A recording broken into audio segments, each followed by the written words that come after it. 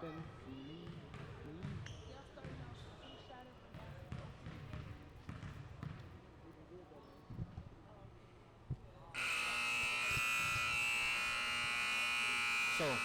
Tashawn, what do you expect in today's matchup? Uh, this is my first time seeing North Lawndale Crane play, so I don't know what to expect, but I know a little bit how both teams play, so hopefully it's a good game. I expect the same. As we opening with the tip-off of Crane and North Lawndale, We got Clavon Hiller and Sneed at the tip-off. Crane wins the tip-off. That's North Lawndale. North Lawndale wins the tip-off. You got DeQuan Tucker with the ball. Pass to Jalen Thorpe.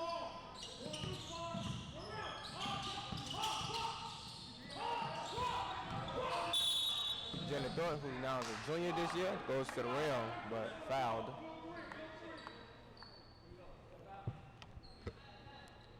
Jalen Thorpe take it out for North Lawndale under their rim. Out against Crane. Still North Lawndale ball.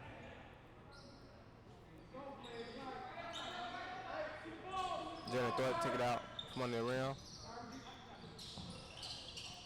Inside pass. Clavon ball. Shot. Good. Josh Jackson. That was a nice 3. As North Lawndale come out with a full court press. They're in the red defense. Red. Banks with the ball. Ooh, dribble between two, pass, fouled. That was nice dribble through two people. Foul on Josh Jackson. Number 2, Hobbs goes to the line for 2. Got the score now 3-0 so far as North Lawndale is up.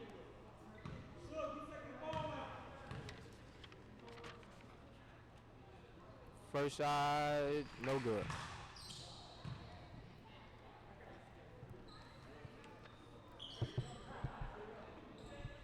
HoopsHIGH is produced by high school students who are learning the skills of professional broadcasting. All of the camera work, announcing, directing, and engineering is done by students. DeQuan Tucker with the ball.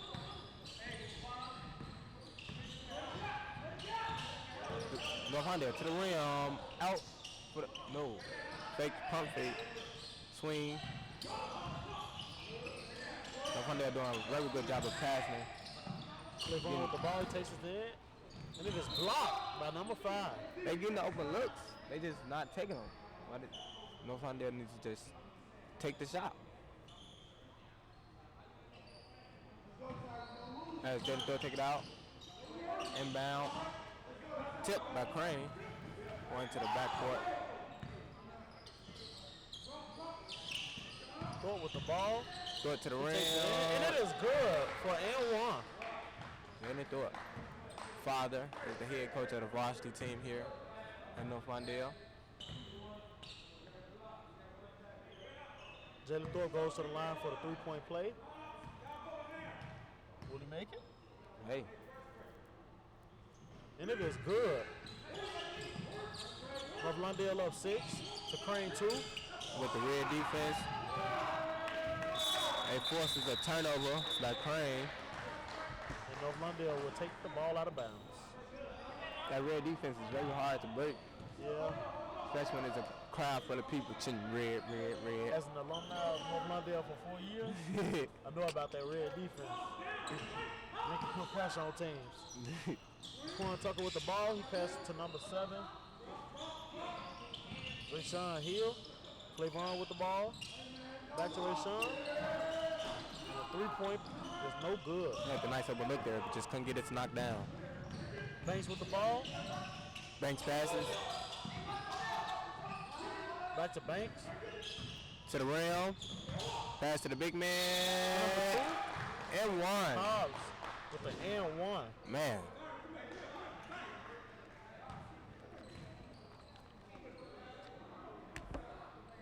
Free Spirit Media strives to give youth a voice so that we can inform and inspire others.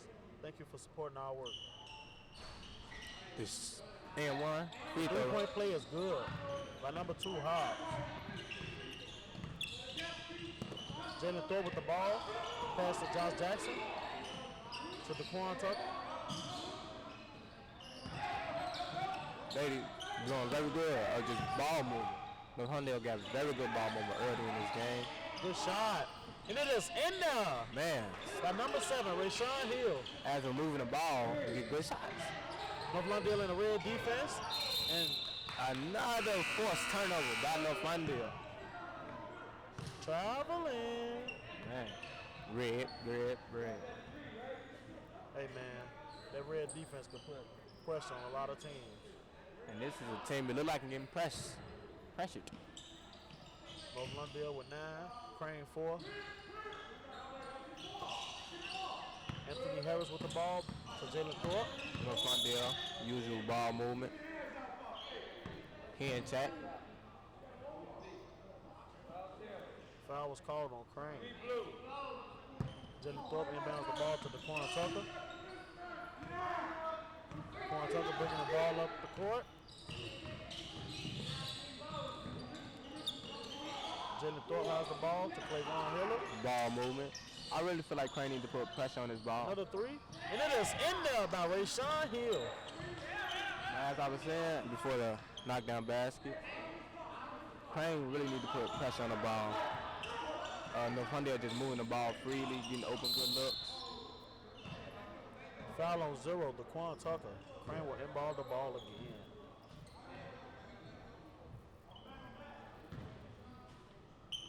Inbound. Almost stolen. By Anthony Harris, he passed to Jalen Thorpe. 3 straight forced turnovers by Thorpe brings North the ball up Lawndale. the court. To Rayshawn Hill. Ooh. Ooh. Anthony Harris with the shot. And it is in there for the 3-point basket. Oh my God, we see overtime, ball movement, open look, knockdown shot. Timeout is called by Crane. Man. The ball movement, man. That pressure that's being put on Crane. Man. Look at the score, it's 15-4. You can see that pressure's being put on them guys. They just can't get away to get up there court, on that side of the court. Do you think they have a chance? Well, of course they have a chance because, this is just the first quarter, the beginning of the first quarter. But do you think they can stand a chance with the defense that's being played by North Lawndale? Yes, if they just take their time. They're moving too fast.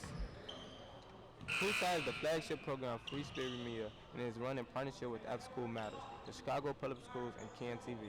This is a team effort all around, and we are grateful for our partners who make this possible. But to ask you, defense. North Lawndale still with the defense. That could have been a steal. Oh my God. Crane finally get the ball at that court. Crane with the open basket. 2 points. With the 2 points. This big man really come to play for Crane. TC bring the ball up. And then it's stolen by number 1, Bates. He tried a little crossover dribble. Got it swat away from the back. Keep up with game action, the HoopsHIGH crew with Twitter. Just search HoopsHIGH FSM and follow us. Tweet us.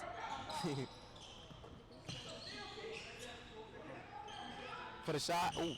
Fake, pump fake to the basket. Number 3 for Crane. Nope. Foul.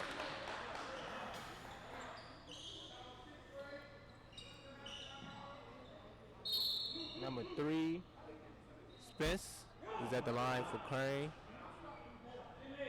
After this That was a timeout on the court. quick timeout. But to ask your question, can Crane really come back or have a streak? Yes, as we seen if they take their time, move the ball, good ball movement, and don't force it, then they have an opportunity to actually come back. I agree with that, but I don't know. It's like every time a North Lawndale player step up, it look like they get a little shaken up. Hey, that's what experience. See a little choking over there.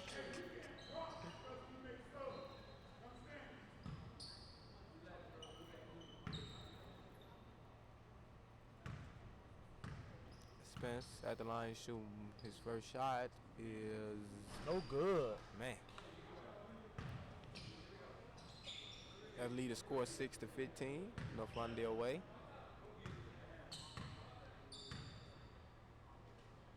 That's good. I saw it. You called it. I saw it. What's wrong with the ball? I don't think no one caught that, but he just probably could. Yes. Right in front of our table.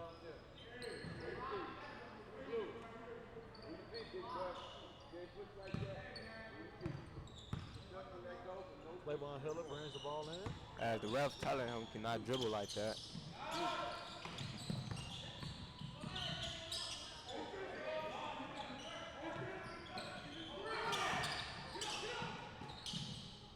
Shot right over the top. As Crane. Reach in foul by North Lawndale. On Keeson, number 2. Crane ball. Taken out from the sideline. Bates. Passes to number 5 of Crane. Number 5 to the rim, over the top, foul.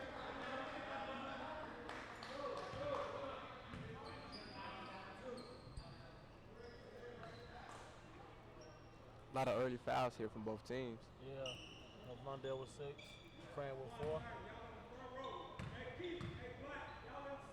7 minutes left.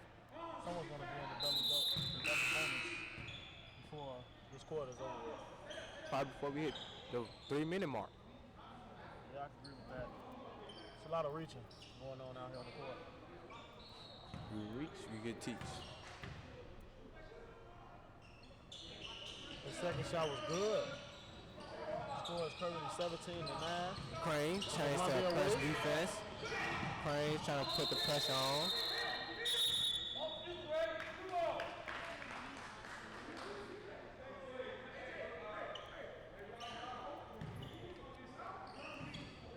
To me, it looks like neither ref saw that ball go off neither one of their legs.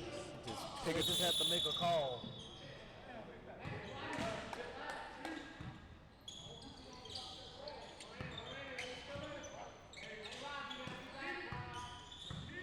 North Lawndale. Crane trying to put on the press.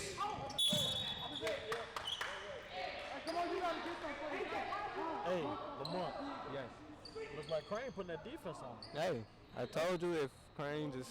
That's 2 turnovers in less than 30 seconds. Now they just need to score off the turnovers. Yeah.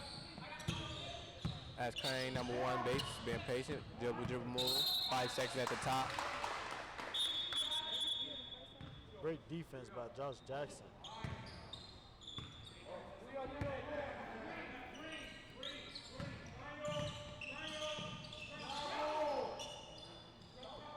North Lawndale patience with the ball.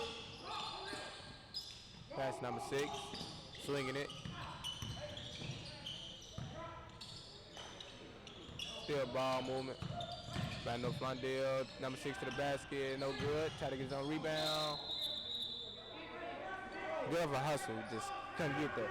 That was one nice hustle, though. Hey, I like how he went back up for his rebound. You see that the ball didn't go in. That's great hustle.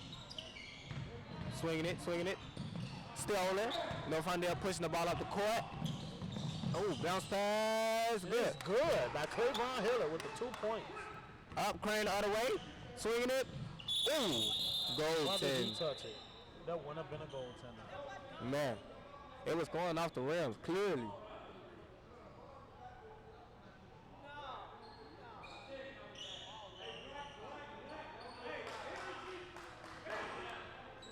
Good way of both teams pushing the ball up the court, getting easy baskets.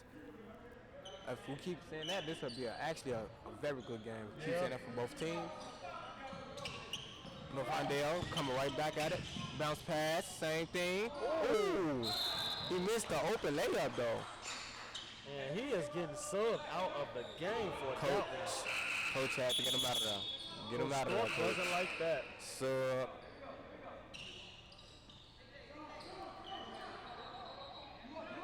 Oh, looks like like he's not getting subbed out.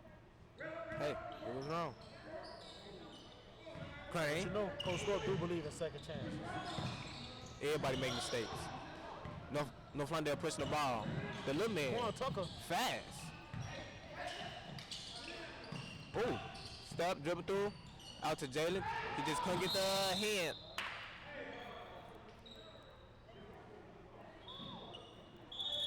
A little bit overthrown. I wonder how that feel, how your father as your head coach of your team. Yeah, that's a great question. I believe it's a good thing, then it could be a bad thing because there's more work. Yes. True. Block and foul. I'm not going to say why it'd be a good thing because, you know, Hey, get the playing time. hey, Let's be truthful. Let's be truthful. privileges. A lot of All privilege. caps. Privileges. First shot from Crane. It is no good. Man, Rebound by Marquise. Jalen Thorpe pushing the ball. Swinging. Josh Jackson with the three. And it is no good. Rebound by Quan Tucker. Back to Jack. Swinging to Jalen. Jalen to the rim. Jalen no good. As Crane almost has another turnover, but he gets out the trap. And Crane is now getting a good ball movement. And there was a travel on the play. He moved his pivot. Lawndale with the ball. Jackson bringing it in.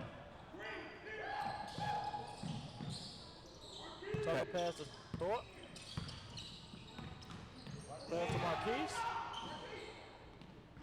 It is no good.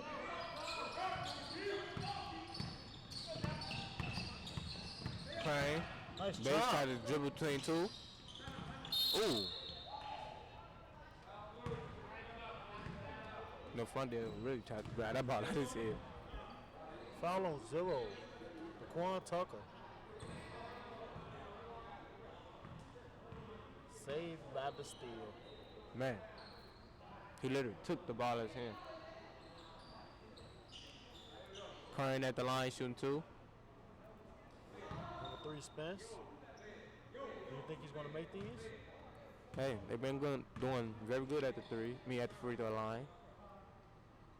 And it is good.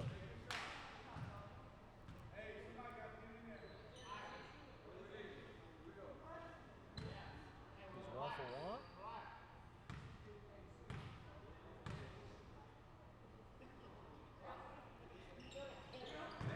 Second free throw That good. was good.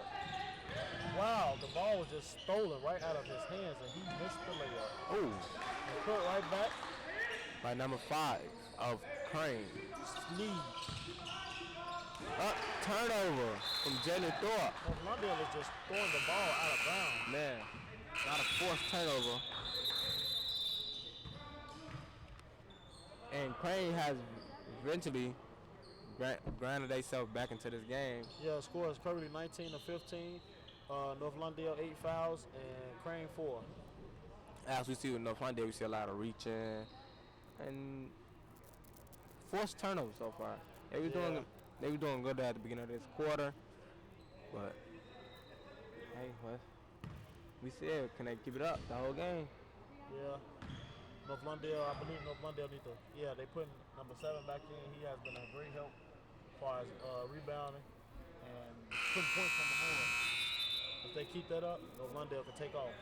Hey, As of Crane, they keep that defense going. They can stay where they at. their defense is they say defense win games, right? Yeah. Let's see.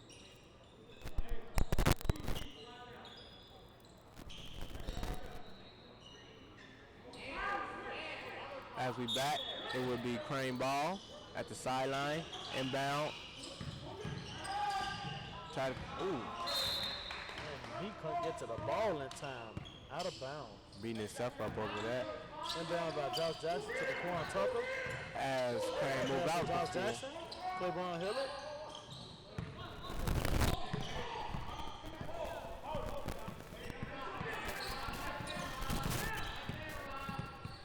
Number 5, Crane with the ball at the top.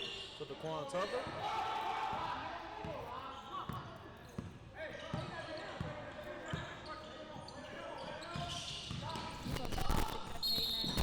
Oh my God, that looked like it was going to be an N1. That is the first half. North Lawndale still at 19. Crane also still at 15. We have 8 fouls from North Lawndale and 5 from Crane. Josh Jackson is going to shoot 2. And now we will toss it to our sideline reporter. I'm talking to them. First shot is good. Hold on.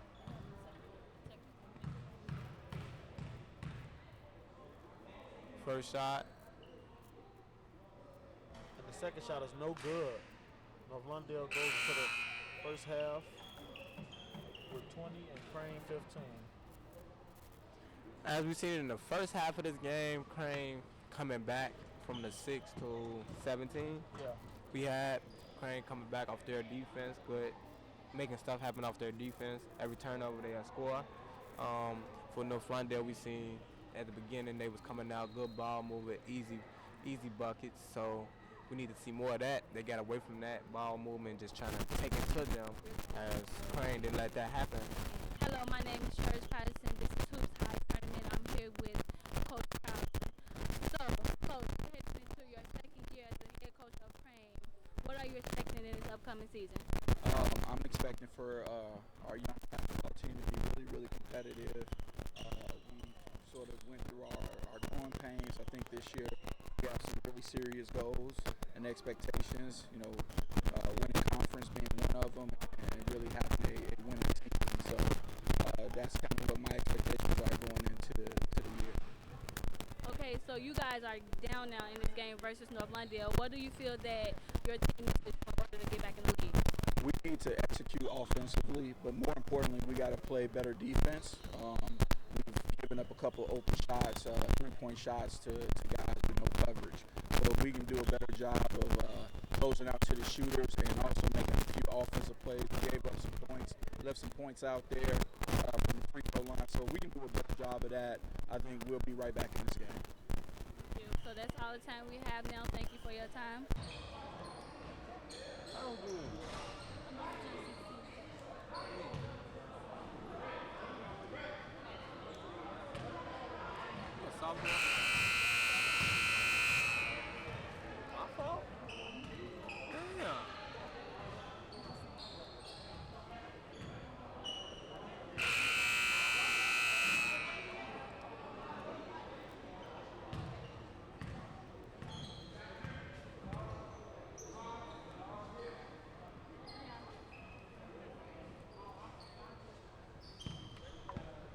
Man, Jimmy, you don't know what to do with that. Please. I just put on a show this weekend. We had the legend tournament here Saturday and Sunday. All alumni. I didn't even know. Yeah. Be guarded still at 39. Come at 39. Still can't be guarded. Man, I had put on a show on here though. I had a game winner right there. Semi-final. And we are back with the game. As North Lawndale lead 20 to 15. Easy two by Crane. Coming in with Bates, 17-20. North Lawndale. Crane coming out to full court. North Lawndale get the ball with the open three. No good. Good. With their own rebound, Jalen. Jalen, throw a foul. He would go to the line for 2. But he couldn't find no space there. He had to just go up and force a foul.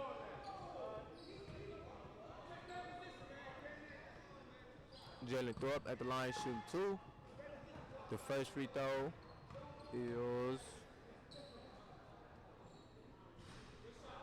no good. Welcome back to recap.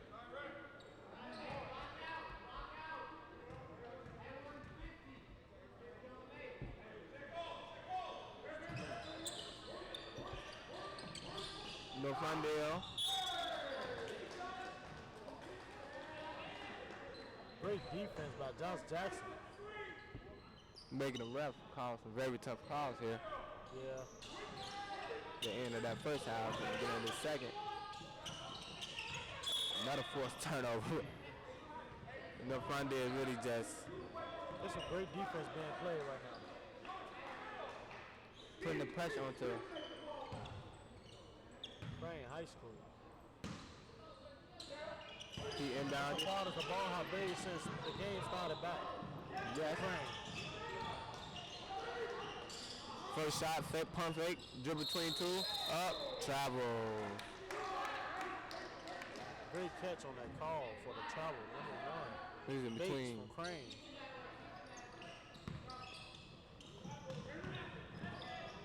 Oh. That was right there back for the putback. Crane, throw the ball way out of bounds. It will be North Lawndale ball. The score will be 17-23.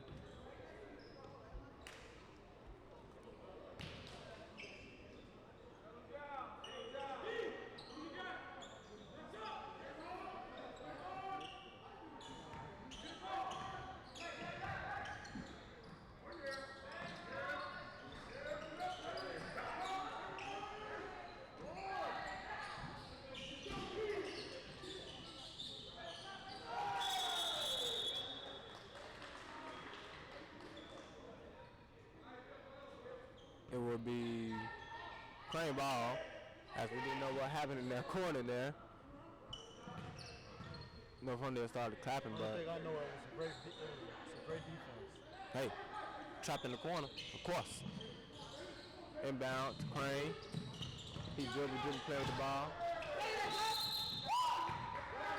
Crane really needs to Great just defense by North Lawndale. The score is 23-17. 12 minutes and 40 seconds left on the clock. he trying to dribble out this trap, and really you need to pass it. Ball inbound by Crane. Number one to the basket for the 2 points, and it is good. Made the score 19-23, North Lawndale way. Now North Lawndale swinging the ball, stolen. The ball was just thrown away. Inbound to the big man. He smoked it. Man, that was like a, he threw the ball over the ramp. That was a long puff. Smoke. I know you seen it. Yes, I seen it. It was A clearly nice long post. the whole gym room seen it. Trapped in the corner. That's what happens when a big man tries to bring the ball up the court. Like he's Michael Jordan or something. That's you. You know me. I'm a different type of big man. Don't forget to stay tuned for the Free Spirit Media News at the end of this broadcast. It comes on at 9:50 every Saturday. Learn about what's going on in Chicago and find out the latest on the most important issues with teams. Crane brings the ball up the court, number one.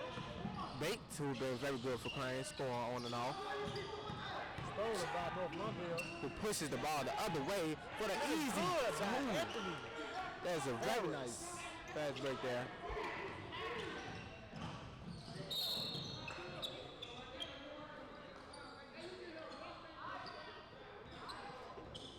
Hey, that should look like a little guy ran into a brick wall. Because when he tried to go past him, he failed. Hey, But the ball is being inbound by Crane. Crane with a stolen bounce pass. He can't bounce past the middle of traffic like that. Hey, Easy fast break for North Lawndale. number 8, Anthony Harris with the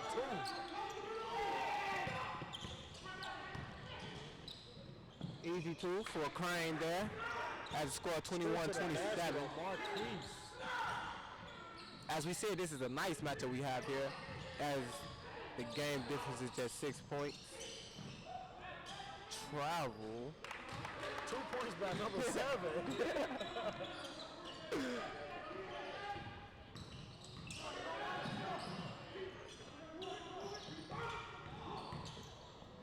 Easy two. Oh, but he Smoke. smoked it. Big man right there just to Hey, Big man collect. he just redeemed himself. Yes. When he smoked the other layup. With the left though. He redeems. Up, chop back Crane. Travel. What a call to make. travel alone. Kesey Yeah. from North Lawndale.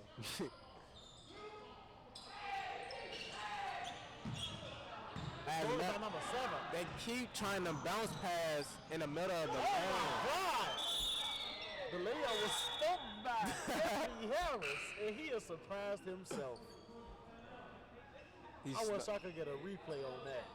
He slowed down, took his He time. tried to finger roll it. Like, Finger smoked it. Let it roll it off He the finger but smoked it. Look like he did more smoking than rolling. Hey, he's still a right back. Let's see if he can redeem himself. All right, bring it back out. Pass to the corner. He had to overshot but didn't take it.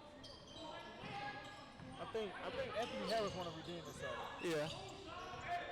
Crane. Not like that. Oh. Another smoke layup by North Lawndale.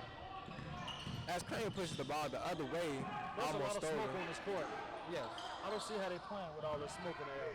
Can't see really. Number 5.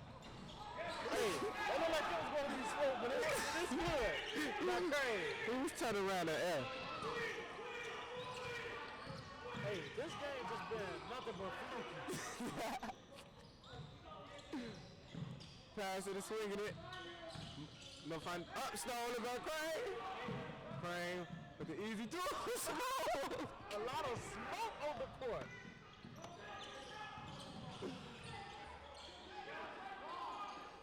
North Lawndale slows it down. Shot by number 7 for the 3, and it's no good. Rebound right back to Kesey for the Over 3. 3. And it is good for the 3 by Kesey. Nice line. The score is 32 to 25. 7:45 left in the quarter. Both teams have 1 foul, which is great compared to the first half. Stolen by Daquan Tucker, and it is good. You are watching HoopsHIGH. We are at Collins Academy / North Lawndale, where we have North Lawndale going on Crane. The score is now 25-34. North Lawndale is winning.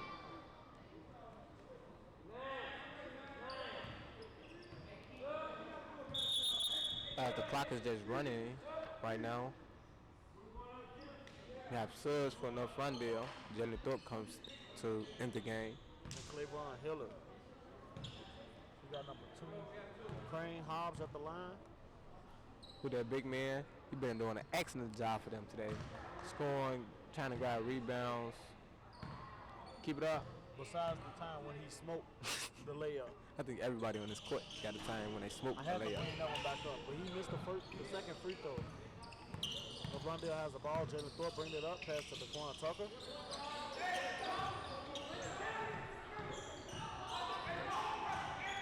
Pass to Cleavon Hiller.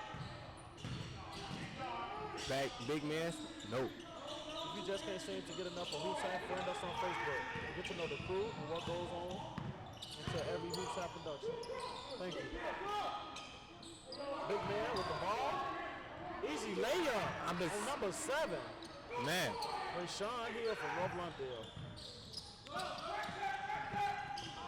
Got his fingertips on that pass. Jalen Thorpe to the rim. 2 from Jalen Thorpe. That's a finger roll. I like that.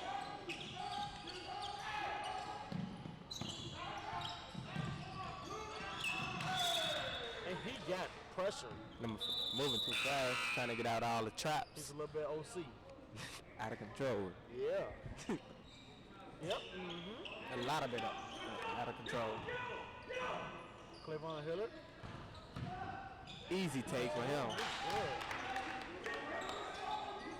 As he wanted to call there, that was just a big man move against a big guy. We know we are not always perfect.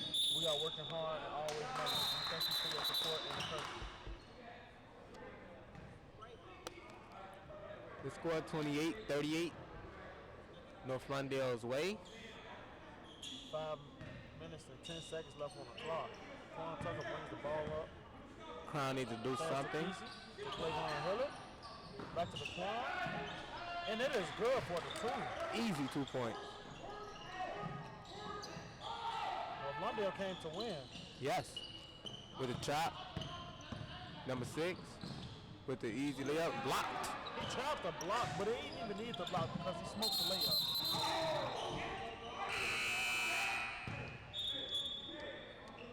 That was a travel. On the court. Good catch by the ref there. Subbed out for Anthony Harris.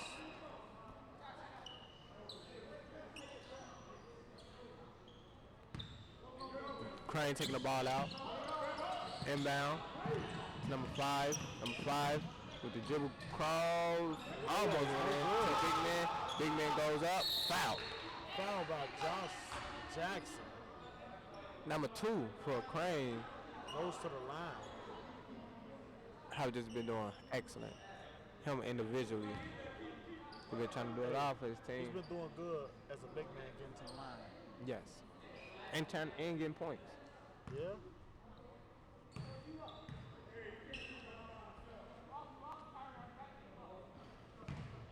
We want to see more Hoops High? Now you can see the 4 games on our brand new website. Go to www.hoopshigh.org to see games from the past or stream live from home or your mobile device.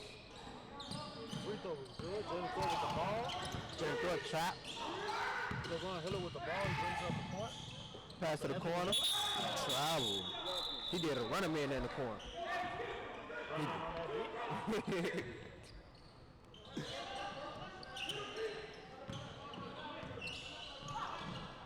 Score 30-40. Ooh. Hey, number 8, Anthony Harris is great as far as getting on defense. Yes. I like the defense that he plays. Crane is swinging the ball now. Ooh, almost a travel. Yeah.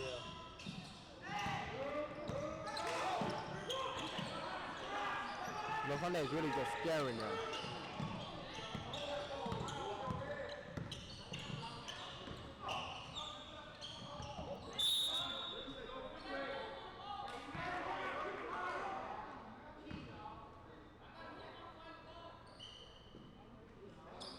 Crane ball.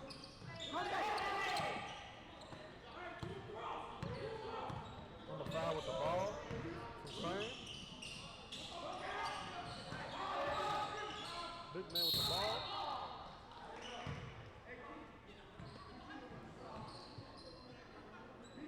Number 2 for Crane at the line again.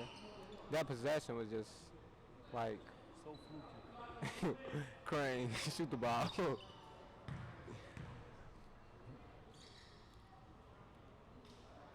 And the first shot is good. Man, swish.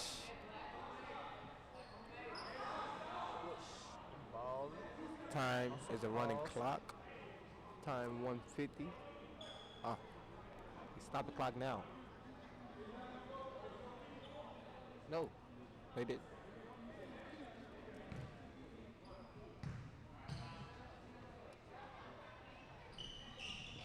The second shot was no good. Jalen Thorpe brings the ball up the court. Hold it. Coach telling him to hold it. Stolen by Crane. Foul. I just want to wonder, how did that ref see that call, that hit in the head all the way from over here? I think ref be seeing the score and give these teams a couple of bailout calls. I mean, it's a run clock, so like, shooting free throws is really not gonna help this situation. Hey, free throws win games, you just don't know. It's a run clock. Free throws usually stop the clock. Free throws win the game. Hey, we'll see. Can they win this one? No, it's only 1 minute, but free throws wins the game.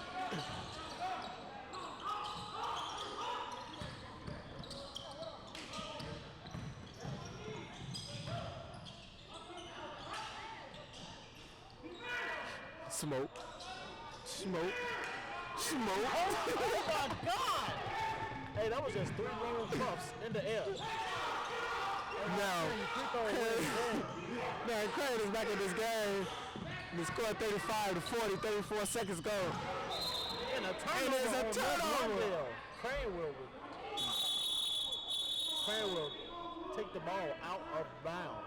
Man, Hey, three Lamont. smoke layup. You see it's 32.3 seconds left on the clock, right?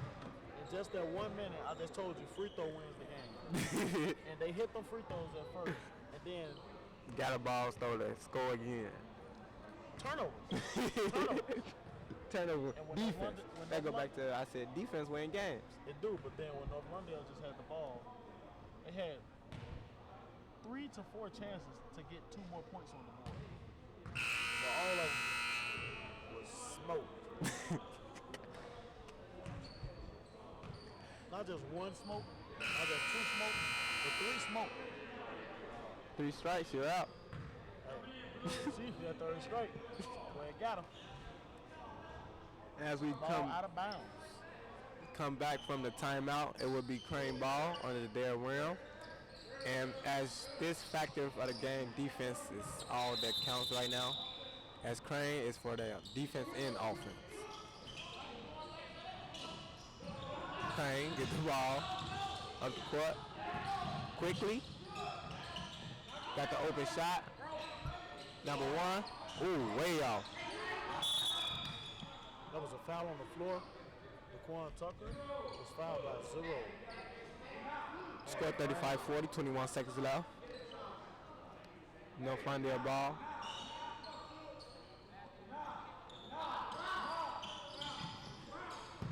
No Lawndale.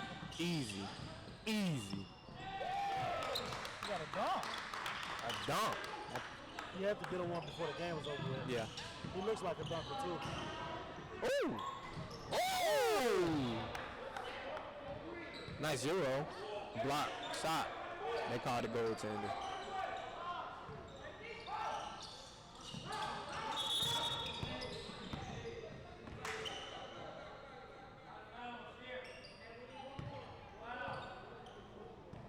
I'm a little lost on what just happened. 37-42. 5 seconds. North Lawndale wait.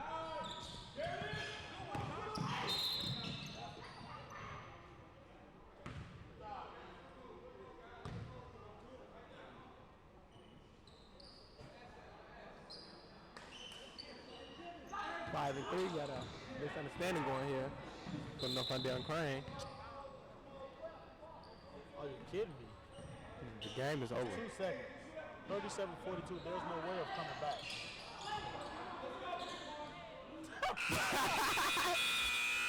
Hey, what a try. What a try. That was one. Thanks from the HA crew. And here we go. We'll be tossing it to our sideline reporter. Hi, I'm Lanaya Bell, and we're at the HoopsHIGH tournament, and I'm here with Rayshawn Hill. What would you say helped you prep for today's game? A lot of conditioning, a lot of teamwork. You know, we tried to make a bond ever since I'm new to the team, so we just trying to bond together, and hopefully we'll be all right. What are you looking forward to this upcoming season? I'm just looking forward for all of us to get together and combine so we can beat the top teams in the city. So I'm just looking forward to it. Thank you.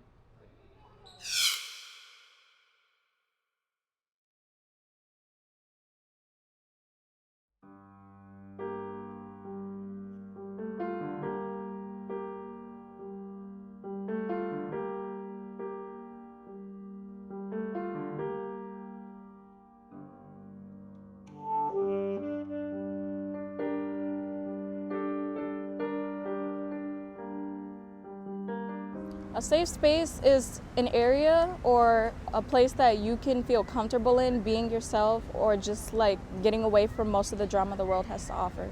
It's basically a space that is created where like there's no judgment. Anyone, feels like welcome to like share their story or like share personal things about them or like just share anything about them, with like a space of no judgment, like no going back and telling other people, like confidentiality and all that. It could be any place within the city, whether it be a lot, whether it be a home, whether it be a building, a basketball court, anything of that nature, where people can come as a community, young, old, teens, boys, girls, doesn't matter. When they're there, they don't feel threatened, they don't have to look around, they don't have to feel like their lives are in jeopardy. That's what I think a safe space is.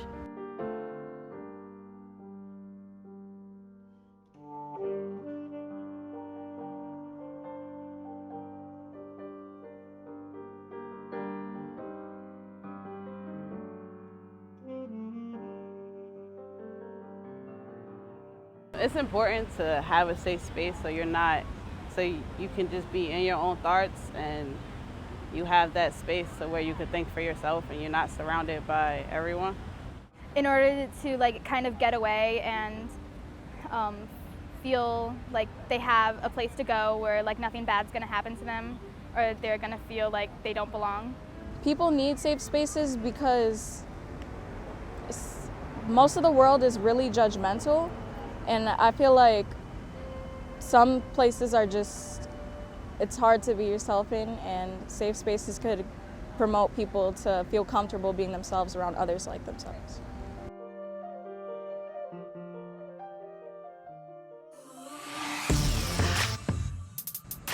This particular program that we're doing this summer is an extension of what Peace Warriors do all year long at school. Peace Warriors interrupt nonsense, they interject acts of love and kindness, and they're ambassadors, they teach peace. So this summer, they're going to different youth sites throughout the city, primarily the west and south sides, to teach other young people how to handle conflict in a nonviolent way. Basically what this program is about, it's a nonprofit program based on the west side of Chicago, and what we do is we use arts to end gender-based violence against women and girls. It's about changing lives, helping out the community, just better in the community all around the board. People who witness what Peace Warriors do, right? When they see young people living and teaching peace in a violent community, it gives them hope. It gives them a sense of like, all's not lost. There is a way forward. People are trying to do good. And I think when you have hope and people have faith and they see love, I think, man, that's great. And it really helps build that community. It can impact you positively or negatively because a safe space normally gets real deep and people starts to feel vulnerable and share a lot of things that they don't even tell their closest friends. So a safe space can impact you positively because once you feel it's okay to feel vulnerable because you got a team that's back there supporting you and helping you because they feel vulnerable as well. They feel empathy. Ways that I prevent violence through girlfriends is by uplifting Black women and girls. We do this by like uplifting dances or like uplifting poems or uplifting art, pictures and all that stuff like that. We just put it out there that we low on it and people see the good that we do in the community and bring it back and change so they want to help. So okay, you know, we'll help you guys. You guys are doing right, you change your lives, you know, you're making it a better community. So we get a lot of donations. Challenges that I face is with, I would say like holding a lot of the stories. Sometimes stories that we hear from women are like very, you know, like sad and things like that. So like just holding that space for them. Some challenges I face in this program is actually practicing what I teach because each day I have to come and teach kids about King of Nonviolence when I still struggle with violence myself.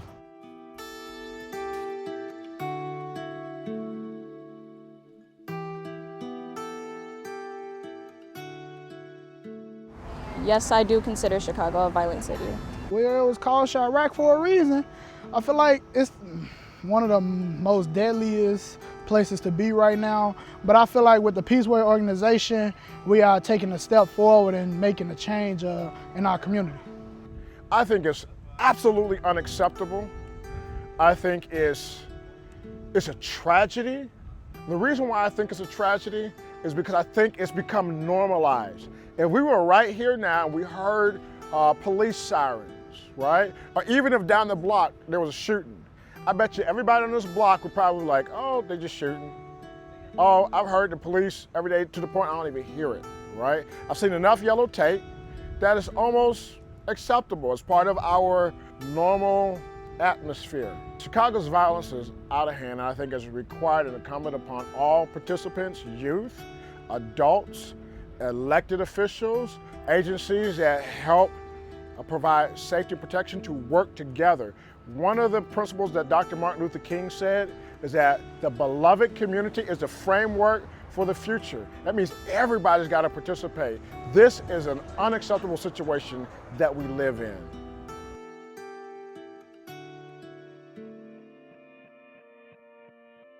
I hope for better days because it's just sad, especially like when it affects the children, because it does affect the children the most, or like young people. So I'm hopeful that maybe, hopefully, and I'm praying that Chicago could get it together. I think it's unsustainable to have a city where violence continues to escalate. I think there are only two options: that we become a city that dies and does not exist, or we will eventually become a city that overcomes and works through this difficulty and become a more resilient city. We're a city of broad shoulders, right? That's what we're known for. We can handle very difficult situations. Chicago's had violent outbreaks before, but it doesn't have to be who we are, what we're known for. I do look forward to a day, maybe 5, 10 years from now, when the young people who are teaching peace now, they themselves become key players on the political scene, on the religious scene, on the social scene, on their block, as block club presidents, that they themselves will begin to execute change to a whole nother level. So I don't believe our city has to stay the way that it is, but we are going to have to make some changes, and I'm looking forward to those.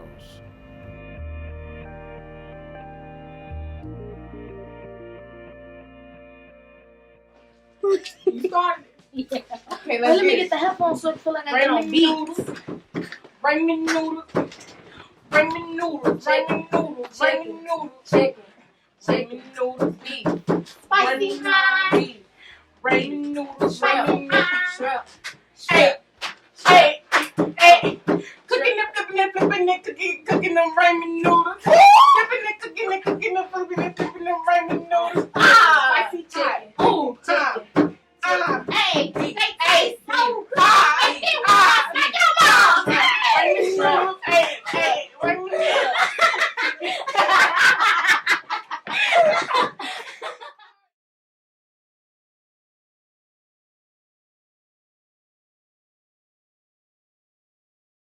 FSM News is reported from the Chicago Cultural Center, where we will be talking about the arts.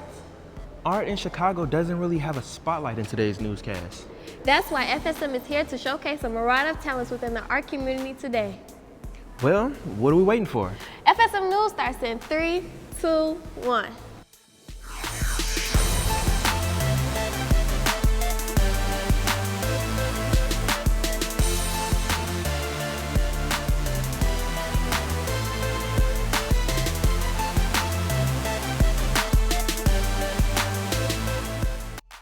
Hello and welcome to FSM News on the Road. I'm Markesia Shook. And I'm Devon Stevens. Today we will be discussing art that is right here in Chicago. Everyone has their own opinion of art. And that's what makes art so special, the fact that everyone loves art differently. Yet there are so many artists who are having a hard time just coming up as an artist. I suddenly want to learn more about local artists. Well, that's perfect, because we have Rochelle Borden giving us more information on local artists. The industry has proven itself to not always be fair. This is especially true for local artists who are continuously overshadowed by bigger artists no matter their true talent. I think it's harder for local artists to gain a larger fan base because there's already famous artists out that people already know and are used to, so local artists really don't have a chance to express themselves and get their music out. Have trouble getting a local fan base because usually nobody puts their music out there or nobody really cares to listen to them. I'd rather listen to somebody who's known than somebody local. So I'll give it a chance, but other than that, nah. So they are at a disadvantage. If you give local artists a chance, there's some or a lot of talent. Some local artists make it big, but they all have to start from somewhere. Today we got a chance to sit down with some and learn their stories. Kanye West is my biggest inspiration because when he faced adversity in life, that never stopped him from being overlooked music-wise to almost dying in a car crash. They said he wouldn't be able to talk, and he went on to be one of the greatest musicians of all time. J. Cole, Kendrick Lamar, or Maya Angelou, or Nikki Giovanni, because I feel like they're just such influential people, and they put so much of their like time into their works, and you can really see like how much they care. And that's how I want to stay about my craft. For the biggest struggle that I've had as an artist so far, I'm just starting off, but is when I first got local, you know, when I would go out, I guess, you know, it was new to me to have all this attention, you know. You go out, even if it's just to like around my neighborhood, people like, yo, you know, asking me about music and, you know, never asking me about my day. It became, and at a certain point, it became like I was more so just a music artist, but not a person. I had to do a lot of self-evaluation to look at myself and my skill set to think like, okay, is this self-doubt because of what everybody else is saying, or is it because of my lack of ability? So once I realized that I had the needed confidence, that I was able to make the art. It's like asking somebody why do they do what they love to do. It's just you do it, one, because you love it, but aside from me doing it because I love it, I feel like I have a gift that can help people. Like I could express myself, and so then my grandfather passed, and my grandfather loved music, and he was into music as well, so it pushed me to drive and continue doing it. Sometimes people choose to hate over appreciate, and I feel like I just try to put my art out there because the next person might think, oh, I like this, you know, I think this is really cool, and just leaving that effect on people, that makes me happy. Local artists are just as amazing as our celebrity crushes, even though they may not have had the fan base. However, not having a fan base does not stop their love for the art. My advice to people coming up is keep on grinding, man. Do you, be yourself. There's gonna be a lot of situations where you're gonna be faced with things that's not really becoming of you, but you know, you just really have to be grounded and know what you're willing to do and what you're not willing to do. During the long run, you continue to be yourself, that's gonna last forever. Nobody can take that from you. Reporting from FSM News, I am Rochelle Borden. Wow, Devon, it's always good to know inspirational people who are making an impact on the world today. Speaking of making an impact, do you like what I'm wearing, Marquise?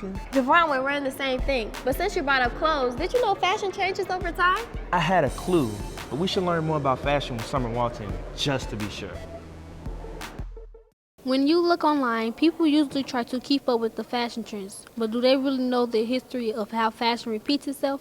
I definitely think fashion is being repeated. When I walk the streets, when I go out and about and I see young people walking around, it reminds me of clothes that I wore when I was also a lot younger. I see influences from the 50s and some of the skirts that flare, some of the patterns and colors. I do think fashion is being repeated. I think fashion in general is a very yo-yo stage where things go and they come back in a different kind of twist. I usually buy a lot of casual career and office kind of clothes. I usually buy a lot of dresses and pants. I like to buy clothes that make me feel comfortable, that suit my body shape. I don't necessarily keep up with fashion trends because some of them are really crazy and not my style. I do like to keep up with fashion trends. It's a good way of socializing with people. I like to keep up with certain fashion trends. I don't necessarily try to look like a Kardashian. There are many fashion designers that isn't given enough attention, so I sat down with a couple of them to discuss their work.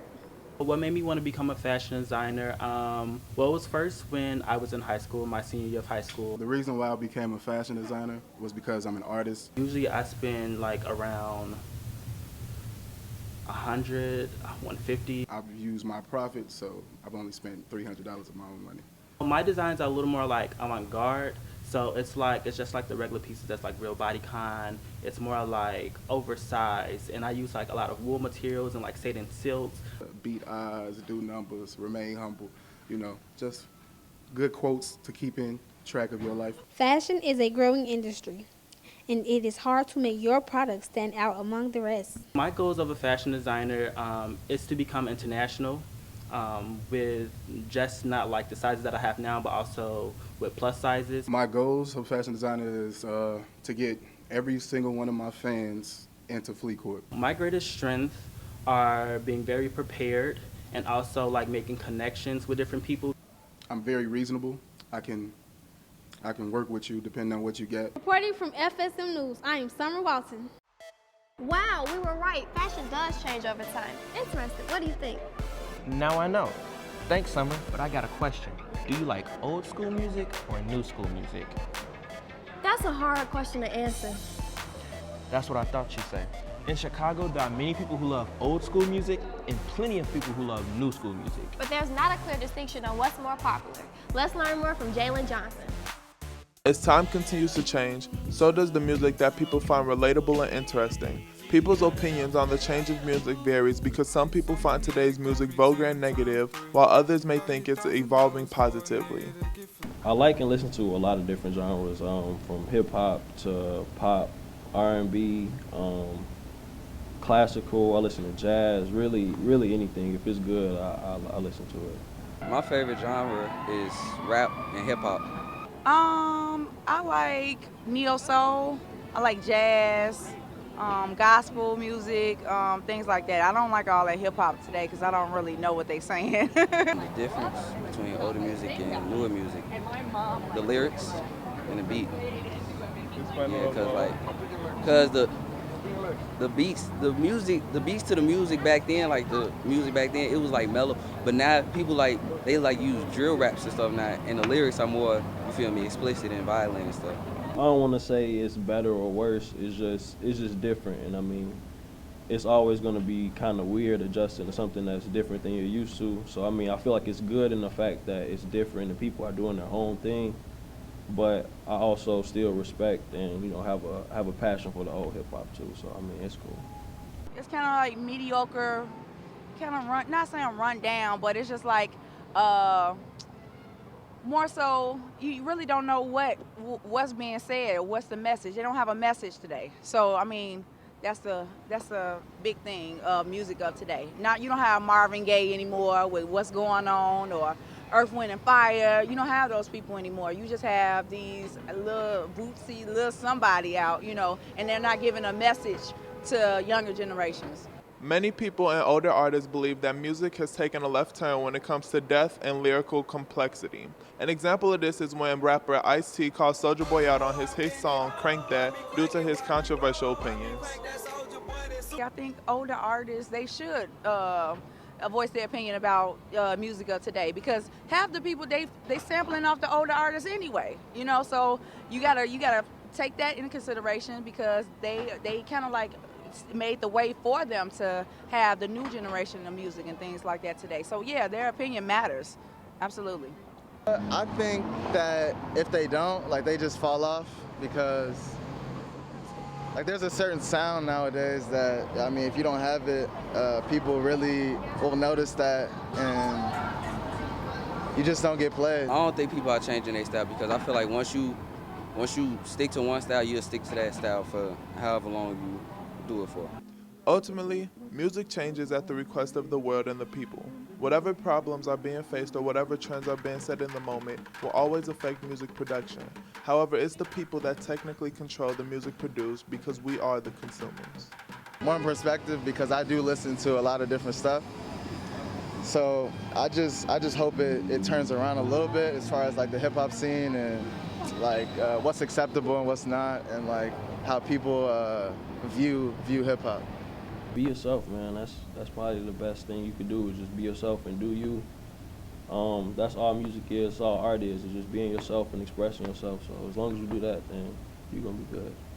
Reporting from FSM News, I'm Jalen Johnson. La la la la la la la. Wait, Marquisa, can you sing? No, but there's actual talent in our crew.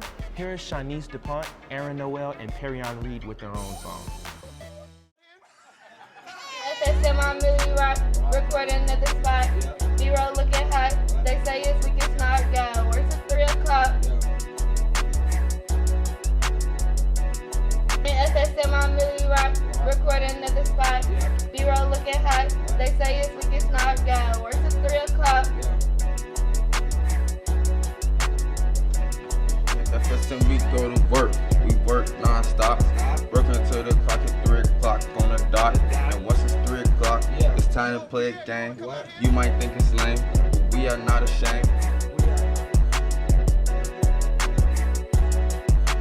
We are not ashamed. Videos perfect frame. Yeah. Canada, that's the name. Sound check, that's in range.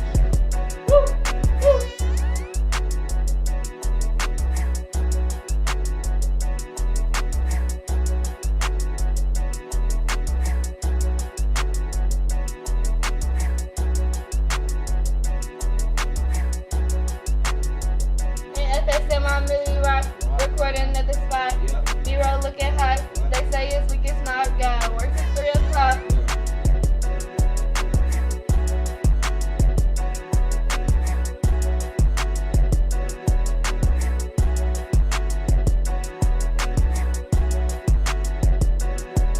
Yeah. NFS in my Millie Rock, recording at the spot. B-roll looking hot. They say it's weak, it's not. God, work till 3 o'clock. Finna shoot our last shot. Shot them 19, ATM on the dot. Hey. Yeah.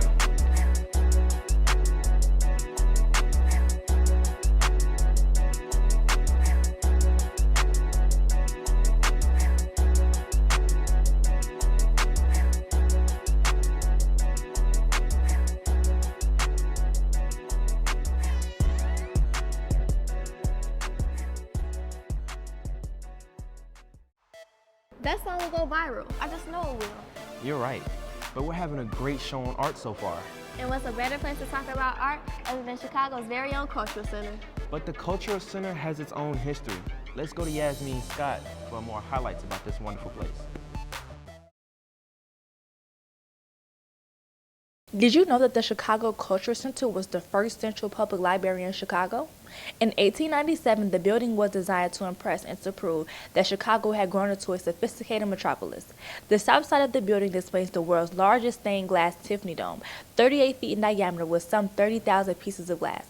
On the north side of the building is a 40-foot diameter dome with some 50,000 pieces of glass in an intricate Renaissance pattern designed by Healy and Millet. In 1991, the building was established as the Chicago Cultural Center by the Chicago Department of Cultural Affairs. Every year, the Chicago Cultural Center presents hundreds of free international, national, regional, and local artists, musicians, and performers, providing a showcase where the public can enjoy and learn about the arts. Hundreds of thousands of visitors come to the Chicago Cultural Center every year, making it one of the most visited attractions in Chicago. Going to an art gallery can be very fun, but there are certain ways that you should view the art. Here are some do's and don'ts on viewing art.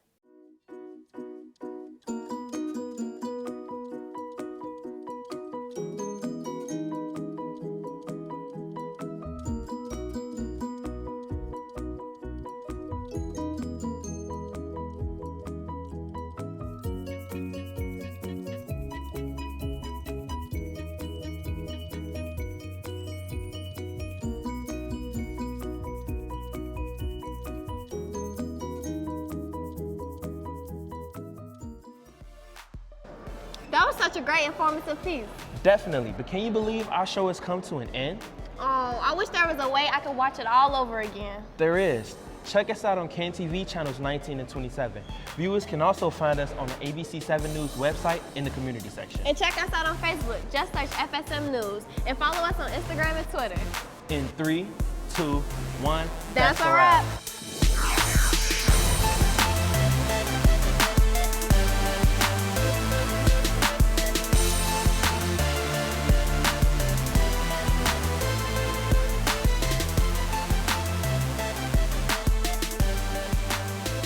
Free Spirit Media cultivates diverse youth voices to transform media and society.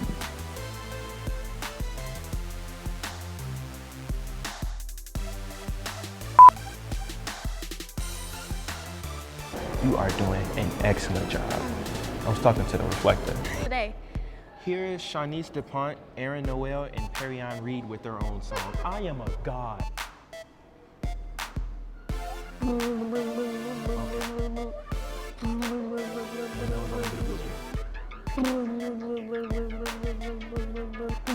How do I sound? White. Oh, we just doing it without the teleprompter? Okay, go. As well, just search FSM News. And don't forget to follow us on Instagram and Twitter. That's the right. Oh my God! Pharmacist Peace. Definitely. Devon. And check us out on Facebook. Just search FSM News. And don't forget to follow us on Facebook. Oh my God, I just said Facebook. Other than our very own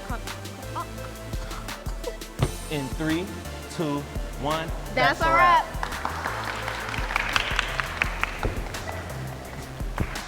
No, I don't need help up. I got this. You should. I think we should record from the other way though.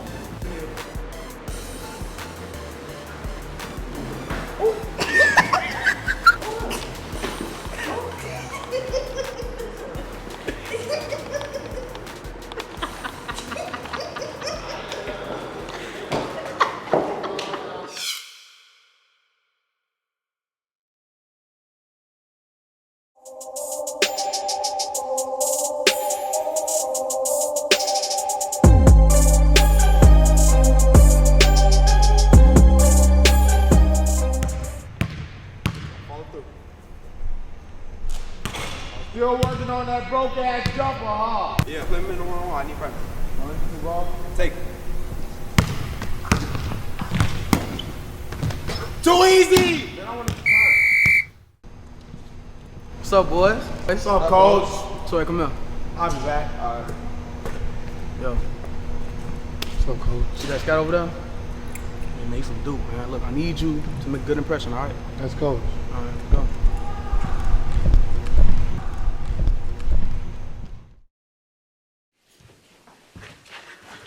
Bro, guess what? What? Trey got that scholarship from Duke. Man, I knew bro had it in him. Yeah. What about you, bro? You hungry, bro? Man, did you hear me? Yeah, I heard you. I'm waiting for the coaches to get back to me, though. All right, man, you need to stay on top of that stuff. I know. What's up, coach? Oh, how you doing, son? I'm straight. How about you, old man? I'm good. Why you up here? You need something? Man, I just want to thank you for helping my bro make the greater choice and helping him get that scholarship. I know when they get back to him, he got it. Get back to him? What you mean? He said the scouts didn't get back to him yet. You didn't get the scholarship. Wait, I'm confused. What's going on? He never got the scholarship, but they're not getting back to him. Damn it. So, why would he lie to me? He could have told me the truth. Man, I don't know. You know he don't want to disappoint you. He look up to you, man. Yeah, you right, coach. I'm gonna holler at you later, though. Talk to your coach today. About what? About the scholarship. He said he told you ain't get it. Why you lied to me, bro? I lied because I ain't want to upset you that I ain't get a scholarship to my college. Oh, it's cool, bro. We'll find a different way for you. Alright. What can we do? Well, you can get a job. Yeah, but I don't got time for that. I need the money ASAP. Well, you guys people you trust for some money. No, I don't want nobody knowing my business. You gotta think of something, because you need the money. You right, bro. I can sell drugs. Nah, you don't want that type of legal thing on your record. Alright. I could be a player. Let's be more serious, bro. Alright, I'm just joking around. Well, we can get some money from the mall. What you mean? Like we can go rob the mall. No, I don't think that's a good idea. Well, look, if you really want the money for your tuition, do whatever it takes, right? You're right.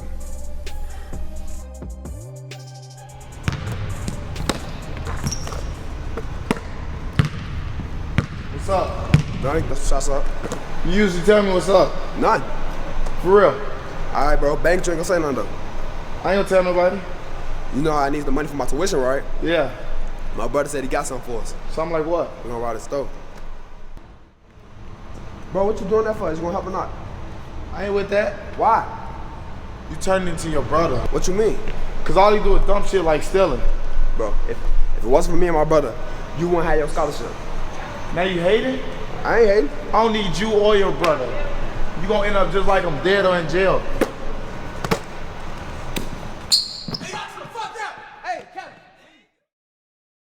I need some of your deodorant. Get it on my back.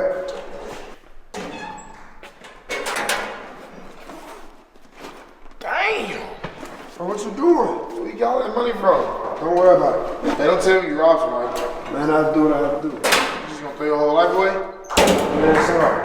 You got everything happen to you. Shit different for me. I hope your ass ain't here to bail me out. Shit, man.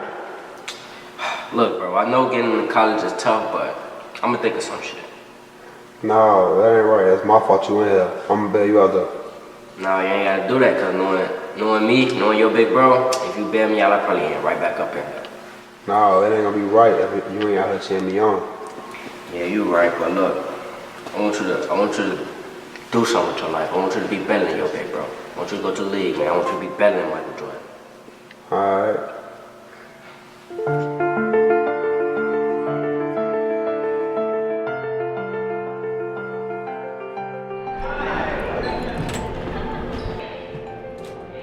What's up, boys?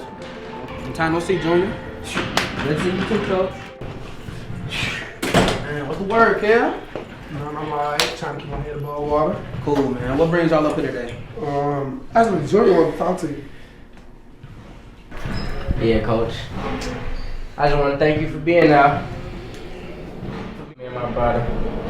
In our time of need, I really appreciate it. Our mom, dad, when we was young, and just lost our pops last year. So, yeah, we really appreciate you, for real, for real. Yeah, I'm glad you actually came through today, cuz I'm going to talk to both of you. Man, what you want to talk to us about? Kevin, I've been seeing improvement in your game lately, and I think you'd be glad to hear that you've been given a Paul Scholarship to Duke University.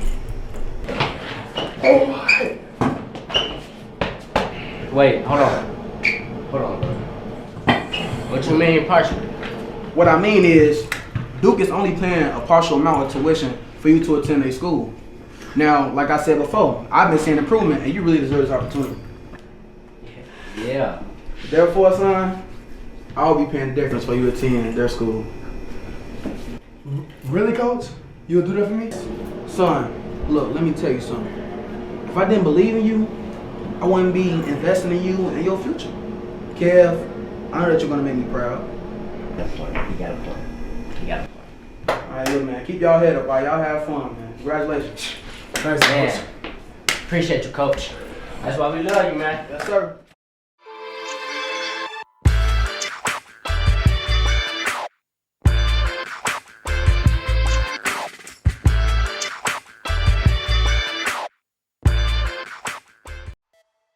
Oh, hey! I didn't see you there. Today we're in Kilwin's Ice Cream Shop here in Hyde Park, but before we get on with our show, we're going to talk more about the shop from Rochelle. Okay, Eva, did you know that Kilwin's is the only black-owned Kilwin's, and it's right here in Hyde Park? Really? That's amazing. But now more on to our show, FSM, so follow us outside for more. Okay, Eva. Hey! FSM News is reporting from Hyde Park today, and we're talking about being black in Chicago. Hey, Rochelle, do you like being black? Of course I do. What kind of question is that? Everything about us is great, from our food to our relationships and everything else. Well, you're going to love today's show then, because we talk about all that good stuff. I can't wait. When is it coming on? FSM News starts in 3, 2, 1.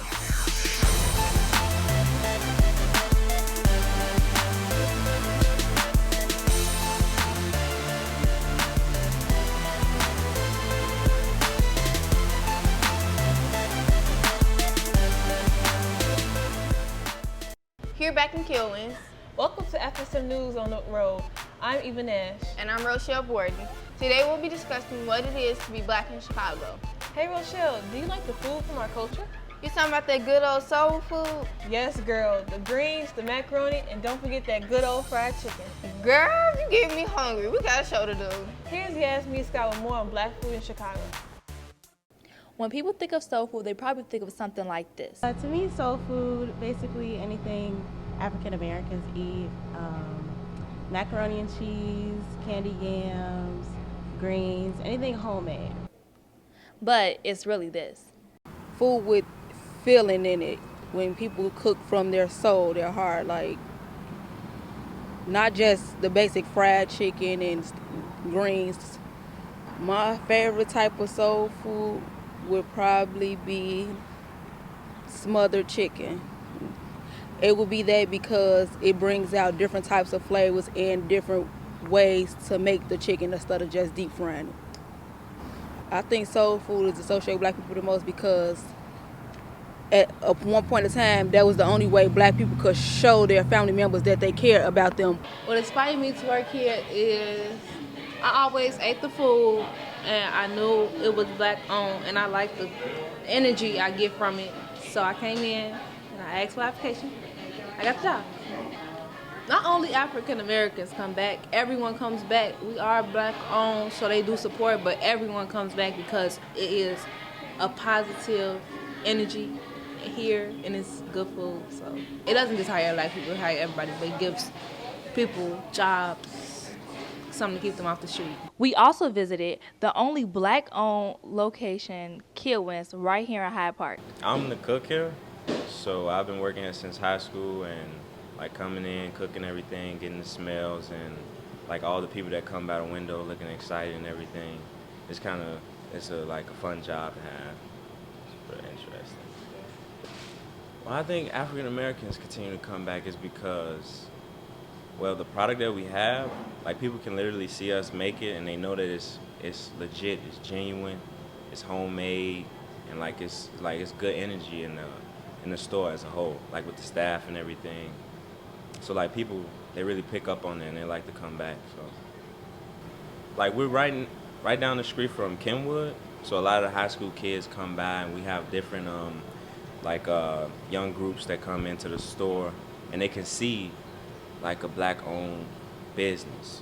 So like the owner of this location is black, and like the person who does all the cooking is me. I'm black. So like it's a good example for people to see that like even though you are African American, you can have something that's your own. You can like gain skills that can help you like do something like this.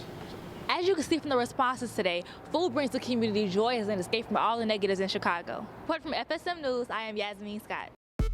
I actually got a taste for some food right now. Yeah, that just made me even hungrier than before. But you know they say, a way to a man's heart is through his stomach. Oh, that's good. I've been looking for some relationship advice. I could have been helped you, but here's Brittany Martin with Black Relationships. Generally, in today's pop culture, celebrities represent a controversial depiction of black relationships. But how realistic are these relationships? One aspect, it does kind of provide false hope because we're always seeing the people who we look up to, like Jay-Z, like Dwayne Wade, like Waka Flocka Flame, people who we look at in the media, we see them as someone who's kind of like a positive role model in a way. So when they're doing things like cheating on their wives or having babies on their wives and their wives are constantly taking them back and we're seeing that side of their relationship, is very difficult for us. I believe every relationship, everything that you get into is what you make out of it. You must bear in mind that with celebrity relationships, there's a certain amount of your public. Everything is public consumption. So you are not only in a relationship with your spouse or whomever it may be, but people feel that they're in a relationship with you as well. A lot of times I think black relationships are either not taken seriously or are shown off as like violent and just, I don't think there are as many positive relationships as there actually are being shown. Will Smith and Jada Smith, they have a really good relationship. They structure their family in a way that is very uplifting for the black community. Although there may be different depictions of black love, no one actually knows what goes on unless they're a part of the relationship. He's taught me this was communication, and communication is really key. And before I didn't know that. So I would basically be like, whatever, and just, not say anything to him for days on end, maybe like 3-4 days. And then realizing that, those 3-4 days was time wasted I could have spent with him. We are very transparent and honest with each other, and communication is always a safe place. So even when we disagree, we have a level of respect for each other where we can disagree respectfully. One of the things that I liked most about him was that he's really compromising. So what we do to keep the relationship strong, we make time for each other. Always discovering new things as a couple really helps. Have good communication, and then we also take trips and create a venture, so to keep the spark. People look for different qualities and factors in their personal relationship. Therefore, we realize every individual will probably have different pieces of advice for someone else. In one way, you may mean it another way, but if you are communicating that with each other and you're explaining what you think and your intention behind saying something, that's going to help you guys understand each other better. Putting someone else's happiness over yours, because if you love them, then you want them to be happy. You have to, first and foremost, know the person. You can't rush into it, and you either play it by ear or play it safe until you have a clear and defined understanding of this person. Have a clear understanding what it is you want out of a relationship and be transparent about that. Reporting for FSM News, I'm Brittany Martin. That just made me so happy. Yeah, seeing love is amazing, especially when they grind together. Black couples reaching success together is so beautiful. Here's Desiree Williams with more on Black success. From the times of slavery, blacks were always looked down upon. They are usually stereotyped into being ignorant and illiterate. There are very few successful African Americans who get acknowledged for their hard work and dedication. We are here to shine a light on those who don't often get the recognition they deserve. How often do I hear about local black successful people? Relatively often. I think just in my circle of friends and folks I went to high school and college with, and through social media, so through Facebook and through LinkedIn, people are always doing great things, wonderful things in the community, great things for their family, great things in their career. So I'd have to say quite often. So that is a requirement for me to make sure that I'm around successful entrepreneurs and black entrepreneurs, because I believe that the more we do together and collaborate together, the more that we can build a legacy for the African American community. My friend L always says black people are either like superhuman or subhuman. Either you like a superstar, you know, blah, or you somebody else. You know what I mean? It's never just a story of just an average guy or woman doing something great. Which stories to me actually are even more important. Just the average everyday people like us is doing good stuff, you know. You know, you have to define yourself as a success before society defines you as a success.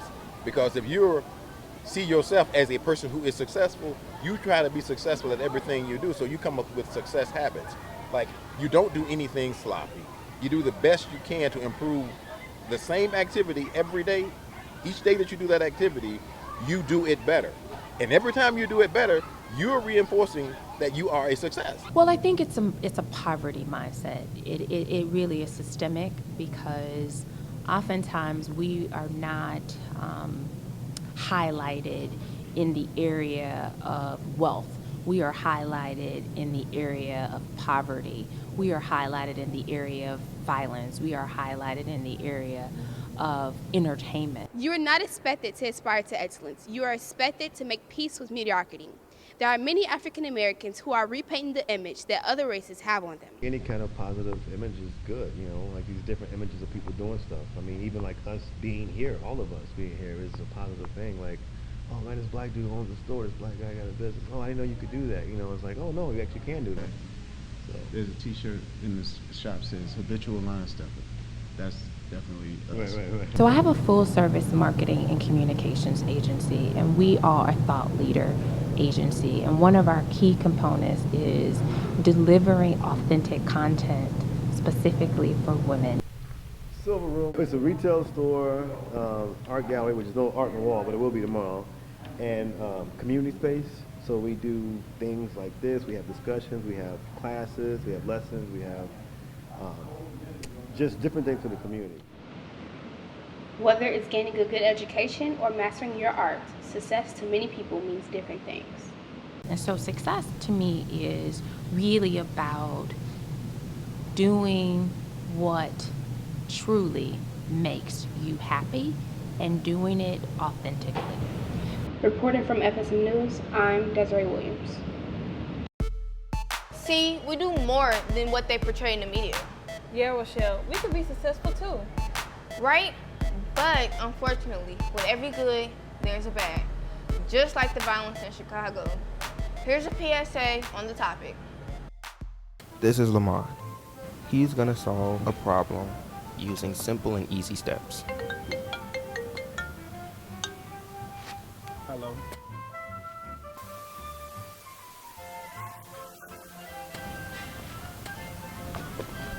Ooh, and it's Tommy Hilfiger. What? Hold on, I'm gonna call you back because I think somebody stole my hat.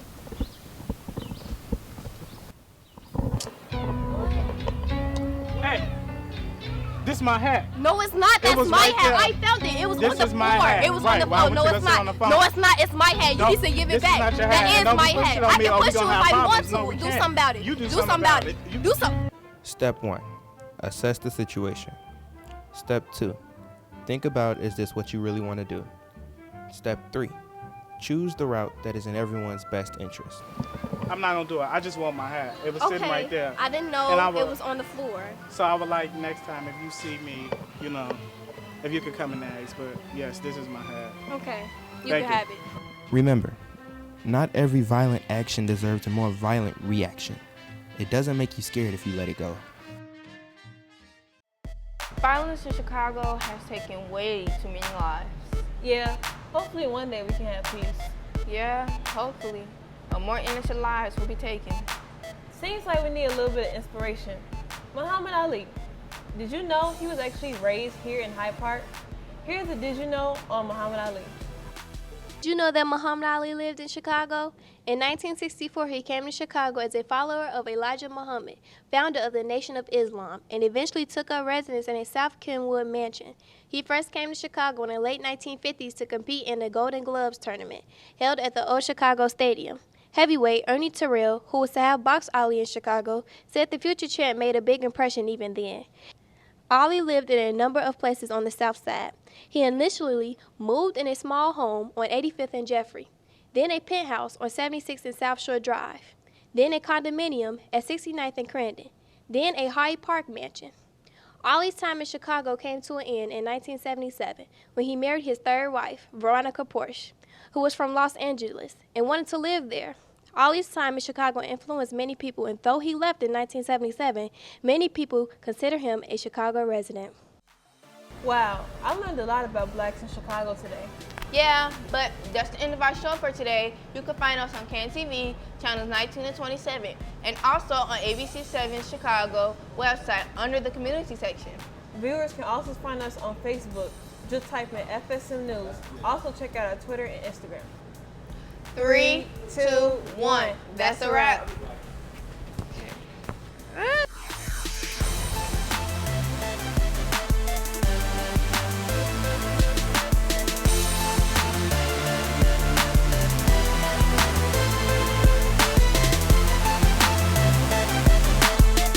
You're gonna be like, look, she could open the door.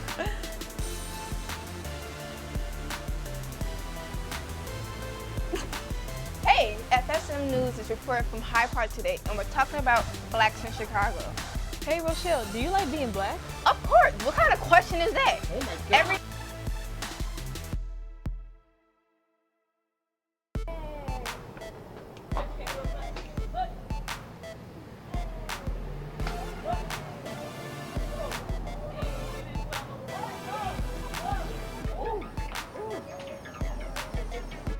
Although there may be different depictions of false love, no one actually knows what goes in.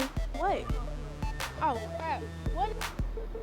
Although there may be different depictions of false love. Okay.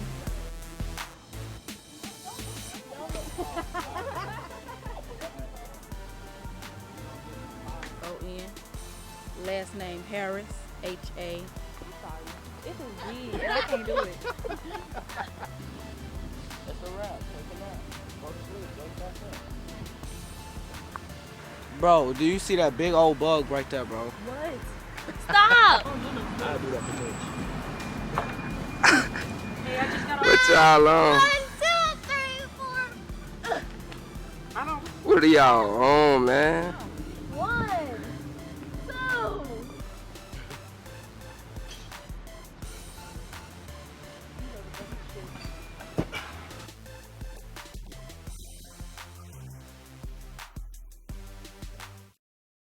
Free Spirit Media cultivates diverse youth voices to transform media and society.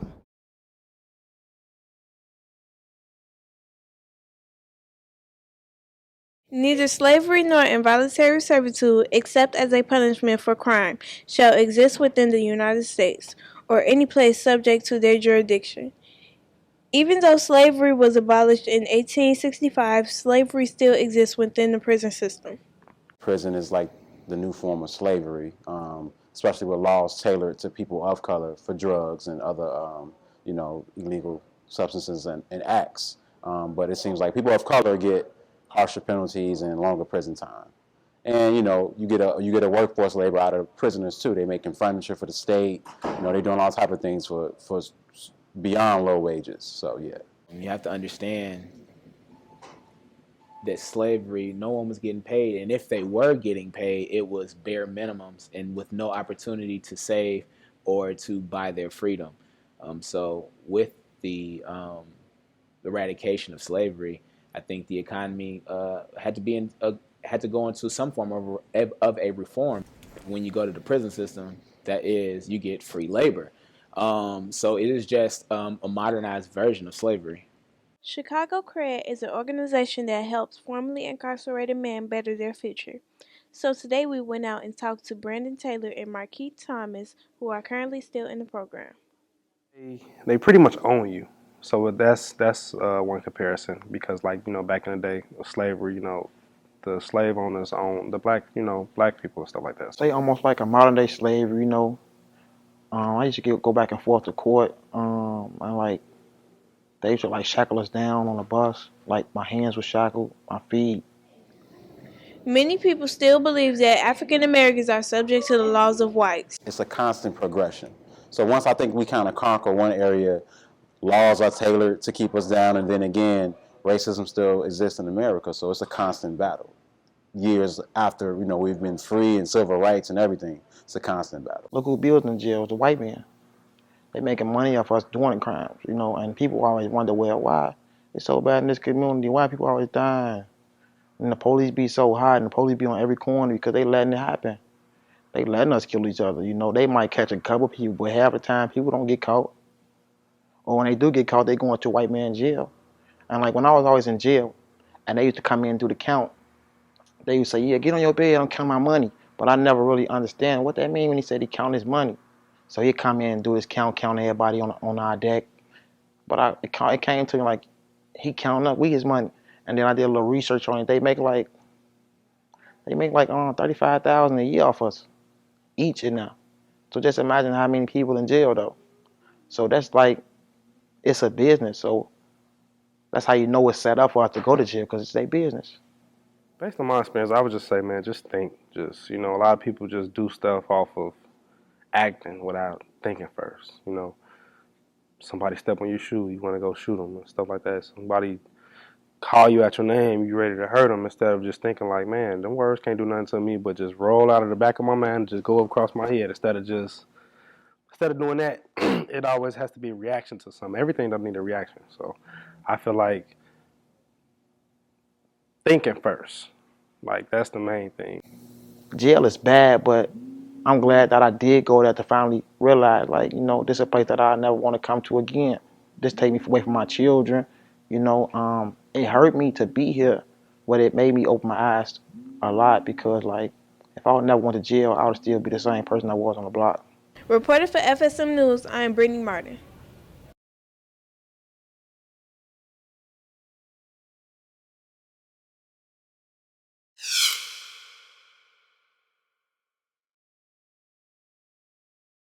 When you're younger, you know that you like someone, but you don't really know what those feelings mean and how to express them.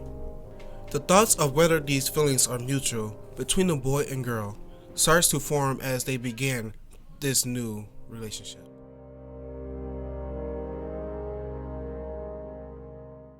To be a man, that's something that's lost these days. Most men today are pretty much still children, they're still boys. Most men today aren't raised by men, they're raised by their women and their mothers, if their mothers are still there. Some men are raised on the streets and have to learn to be a man in the harsh way. My definition of a man is, of course, a male who has reached the age of maturity and responsibility to take care of himself and to contribute to society. My definition is someone who not only values his loved ones, including his family, but then also his friends, and he respects. But someone that has both the emotional, physical, and spiritual qualities that makes up manhood. Someone that is responsible, someone that is strong physically, spiritually, and mentally, and someone that is capable of taking care of himself and others. Priority is what I think masculinity is to me.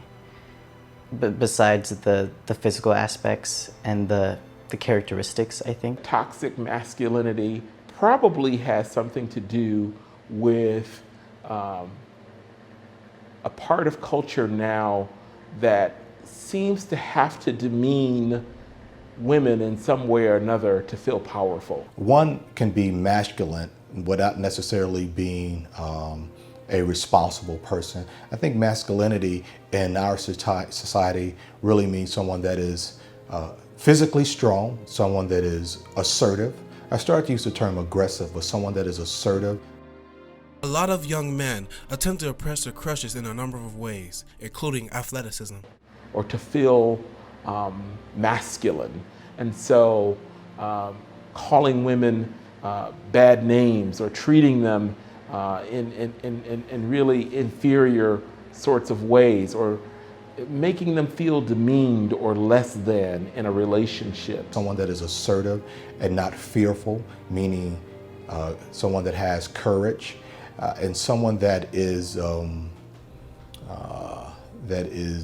tenacious in the things that he does, things that are normally associated with manhood. And a toxic relationship is, I think, like 100% dependency on that person. And I feel like it will be a lot more healthier if each person is their own independent person. I think that a healthy relationship looks like a two-way street. When people are able to argue and still forgive one another, people are able to be loyal. Can't forget that. If you don't have loyalty, if you don't have trust in a relationship, you simply don't have anything. In other words, there's some give and take and compromise and mutual respect from both parties.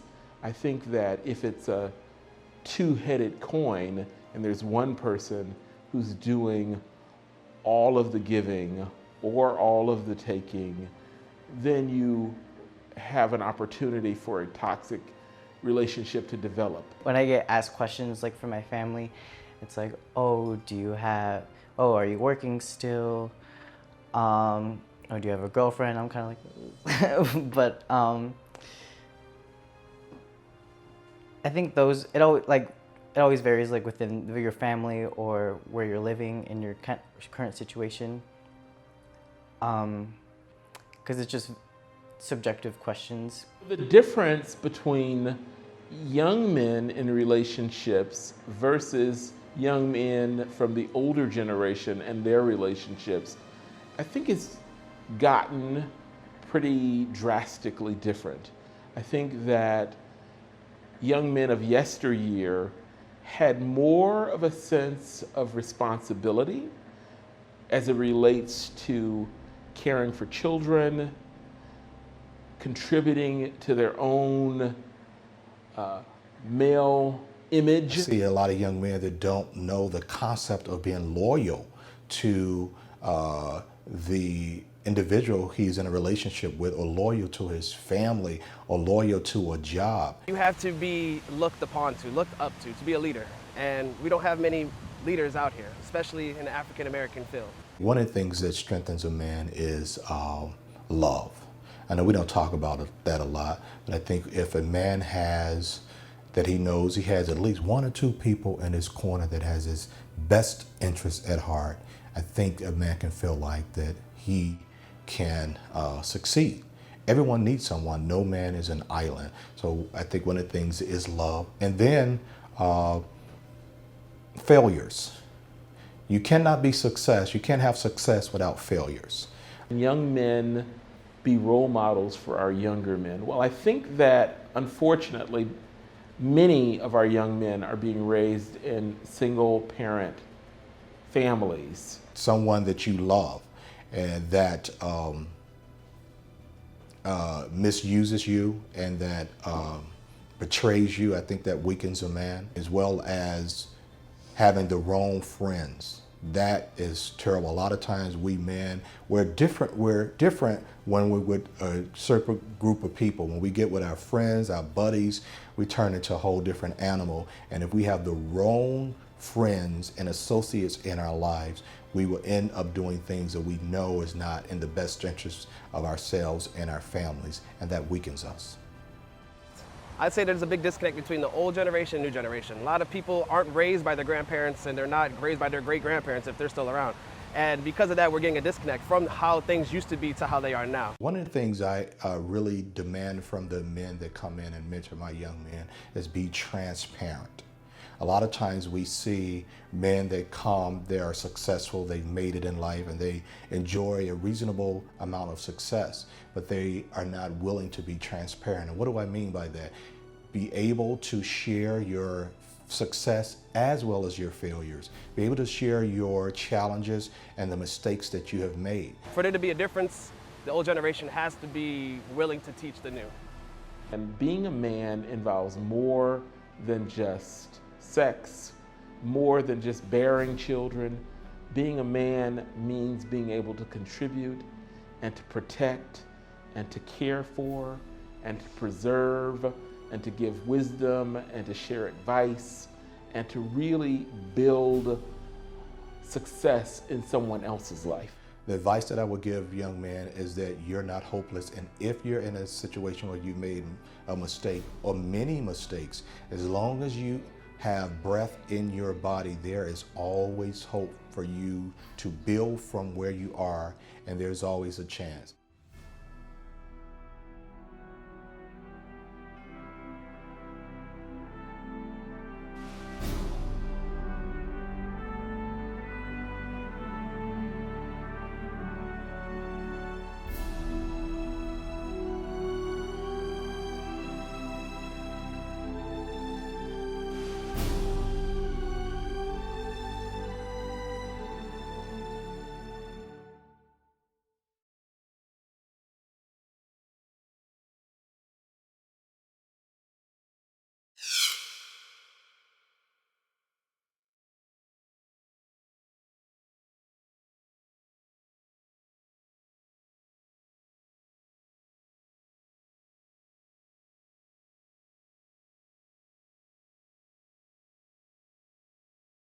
Have you ever lost somebody that meant the world to you?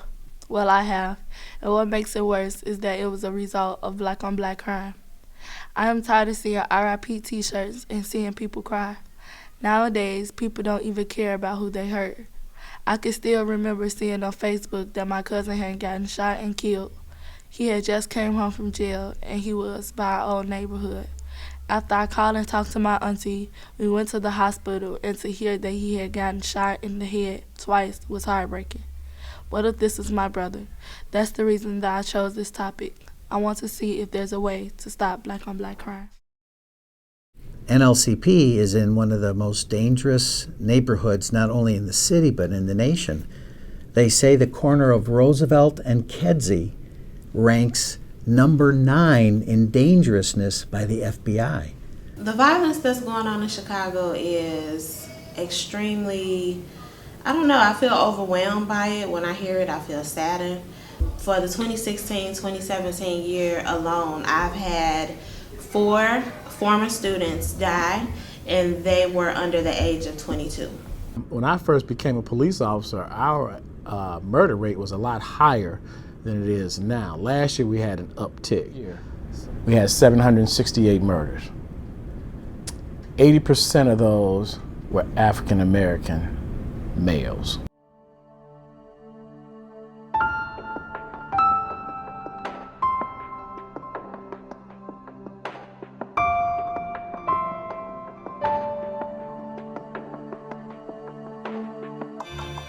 For me personally, that's all I would see, because I worked in black neighborhoods my whole career. And you really walk away from it asking yourself, why are we doing this to each other? We've already had 13 kids shot since August in this academic year. So I worry every day, and every weekend I check the papers, terrified that I'll read the name of one of our students that was shot or wounded in the papers. The violent crime is concentrated in areas that are largely populated by poor African American people. That doesn't mean that African Americans, blacks, have a higher propensity for violence. That notion should be rejected squarely. And I think that there's a cynicism where people will say, well, they're doing it to themselves, as though there's a depravity of black people, and that's why they do that.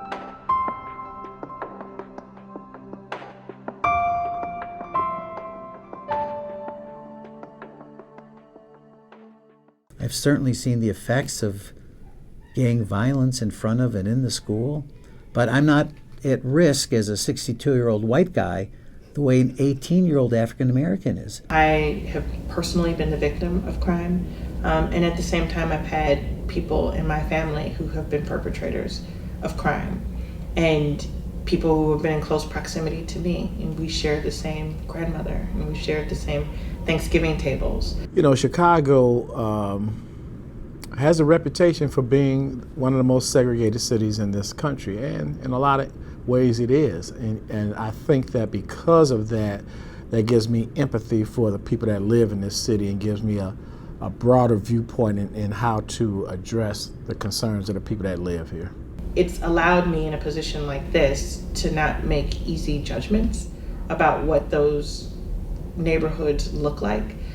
It allows me to always come with my humanity in check. You know, I lived in Cabrini Green until I was about 9 years old, and Cabrini at that time could easily have been the most notorious public housing complex in the country.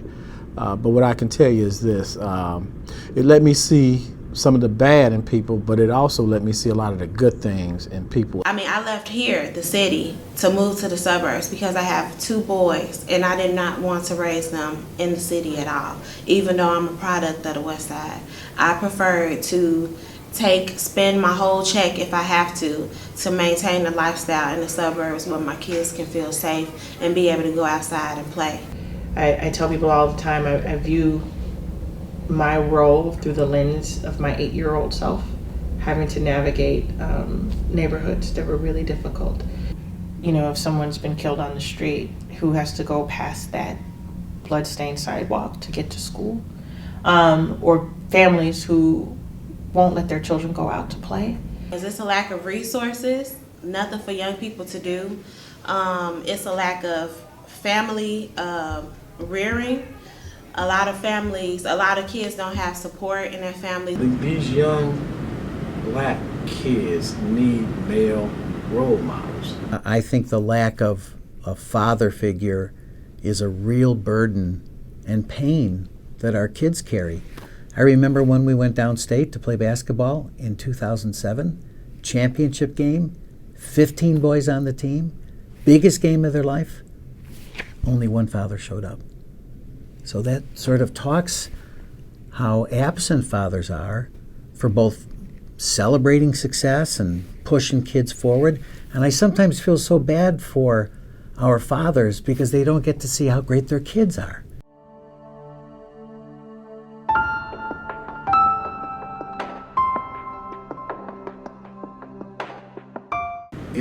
If black men don't step up and be role models for them, those gangbangers will. They will. Especially in these days when people are so busy, so much communication is on screens or, social media stuff. It's hard to put together a village. That now what we're seeing is social media drives a lot of our violence now. We've had 3 murders last year, none so far this year, where the guy was streaming, taunting the other gang, yeah, I'm at 79th and Halsted, you punk, but whatever. And the next thing you know, so he's streaming it out there live, and they come over there and guess what they do? That's why it's so frustrating to me to see us doing this to each other. Some experts have said to me the prevalence of violence in video games is desensitizing young folks. Sometimes kids get used to the level of violence and they think that's normal. Normal is not what our kids are going through with violence. Normal is peace. What it does is it lets people from other cultures know just because a black kid is walking around with dreadlocks and maybe baggy pants on, it doesn't mean he's a gang member. Like, there's a bigger price for violence than a number. And I think the oversimplification of what's happening in Chicago as it relates to violence and reducing it to a number means that we have disconnected from the humanity. I do believe that it takes a village to raise children. It takes a village to raise a child. And it's said so much that we almost don't believe it anymore. But it really does. It takes a community of adults who believe in kids not a community of adults who want to punish kids for problems, but really believes in kids. And I think the job of a president or a principal at a school is to get adults who believe in kids and never give up, even when the going gets tough. I feel like it takes a village to raise a child comes from, everyone should want to be involved. But because of the way how the world is changing, like it used to be back in the day, if I got in trouble and Mr. Jones knew about it and Mr. Jones is not my parent, Mr. Jones could say something to me and I would have to take in what he say and not be disrespectful with him. Nowadays, if Mr. Jones said, anything to me, you'll have my parent coming up to Mr. Jones like, why are you talking to my child? Our neighbors were very influential in ensuring that I was doing the right thing. So I just hope when our guys go ahead and decide to be parents, that they really be fathers and not what the kids say, sperm donors. My proximity to having come from a neighborhood that had been impacted by crime and violence, I think allows me to see people and not statistics. There's a humanity to the work that I do that I think is just different. By loving. Now, loving sometimes is a kick in the butt. Loving is sometimes celebration. Loving sometimes giving someone a Twizzler. Showing up every day, coming early, working late, that's one of the things I think can change a kid's life. Real love, not fake love.